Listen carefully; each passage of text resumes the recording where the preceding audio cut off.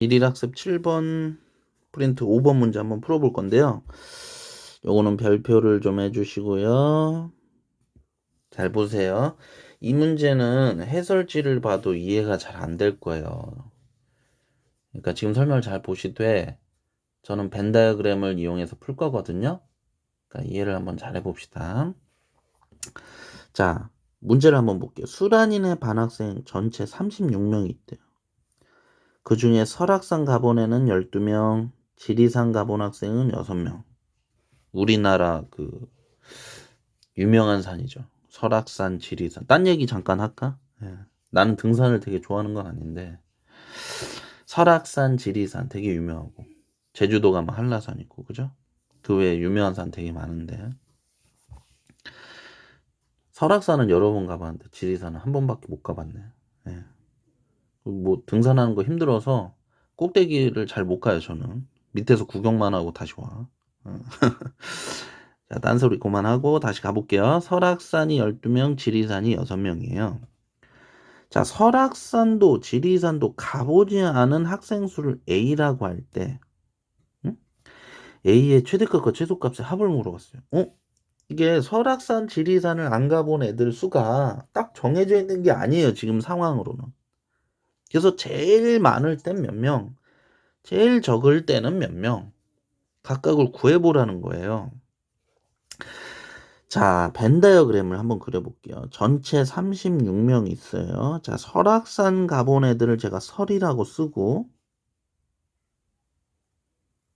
지리산 가본 애를 지라고 써볼게요. 일단 뭐 이런 식으로 벤 다이어그램 그린다고 생각을 해볼게요.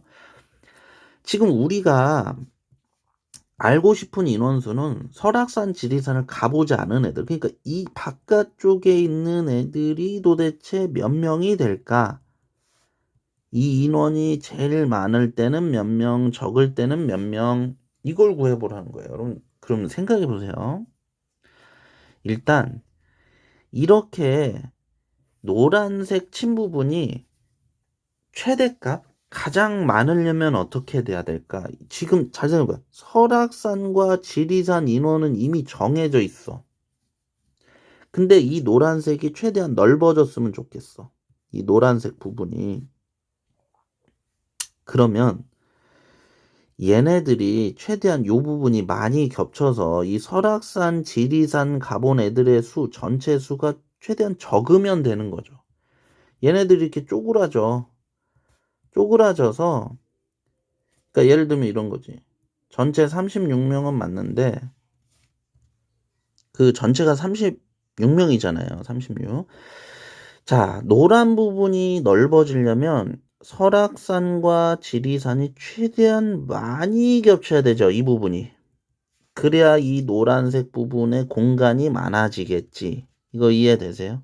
그 다음에 최소값. 이 노란 부분이 요번엔 되게 작아지고 싶어. 그러면 어떻게 해야 될까요? 이 공간이 삐좁아져야 되니까 아까처럼 이 겹치는 부분 있죠. 이 부분이 없도록 설악산, 지리산이 따로 놀면 되는 거 아니에요? 그러면 이 노란 부분이 최고만이 좁아지겠지. 즉, 이 부분에 최소값이 생기겠죠. 요걸 이해하셔야 돼요. 이해되셨어요? 자, 그러면 자, 이 부분을 지우고 이해가 됐다는 가정하에 이해 안 된 부분은 나중에 몇 번 다시 보시고 나중에 수업 때 한번 다시 물어보세요. 자, 최대값은 일단은 요게 최대값이 되는 경우겠네요. 노란색 부분이 가장 넓어야 되니까. 그러면 어떻게 되겠어? 보세요. 여기다 그냥 써도 되겠는데? 이게 설악산이라고 하고 이게 지리산이라고 하면 설악산 가보는 애가 12명이래. 그리고 지리산 가본 학생이 6명. 겹치는 애들이 없네. 그럼 이거 다 더하면 몇 명이에요? 18명이죠. 18명. 그러니까 36에서 18명 빼면 얼마? 18. 이 바깥쪽에 18명이 생기는데 이게 바로 최대값, 맥시멈. 이해되세요? 그 다음 여기 설악산과 지리산이 있는데 여기 최대한 많이 겹치게 하는 거. 이거는 어떻게 계산하면 돼요? 지금 설악산, 지리산 제일 많이 겹칠 수 있는 방법은 제일 많이 겹칠 수 있는 방법은 잘 보세요. 이 그림이 되게 웃겨. 이렇게 돼야 가능한 거지. 지금 설악산과 지리산이 제일 많이 겹치려면 지금 설악산 가본 애들이 12명이죠.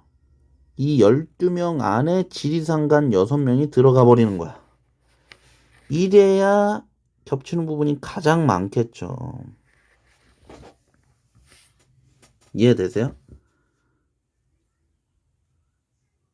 아, 여기 정정. 여기 최대가 아니고 최소죠. 쏘리. 여기 노란색 부분이 이 부분에서는 제일 조금 나오니까 최소값이지. 정정할게요. 그 다음 이렇게 돼야 노란색 부분이 어떻게 돼요? 가장 많아지는 방법이죠. 이렇게 돼야 요 바깥 부분이 가장 공간이 많이 생기겠지. 즉 여기서 최대값이 나오고요. 그러니까 이 경우는 뭐야? 설악산을 가본 애들이 12명이라고 그랬는데 그 중에 6명은 지리산도 가네라는 거야. 지리산도 가네. 이해되시죠? 그럼 여기 6명 남죠. 요 부분에. 얘네들은 뭐야? 설악산만 가네지.